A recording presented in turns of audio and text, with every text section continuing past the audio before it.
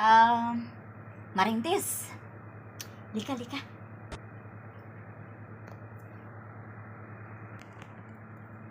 Oh, bakit Maring B? Anong kailangan mo? May sasabihin ako sa'yo. Nabalitaan mo ba yung tungkol kay kumaring... Anong pangalan nun? Lina.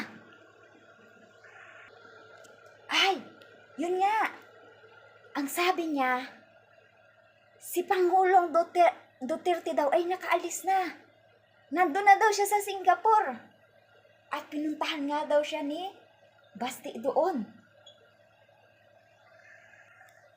Sigurado ka, Mare?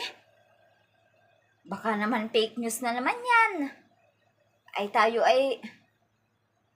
Bawal kaya ang mag-fake news.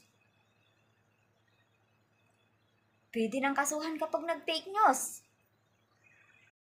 哎呦我的妈！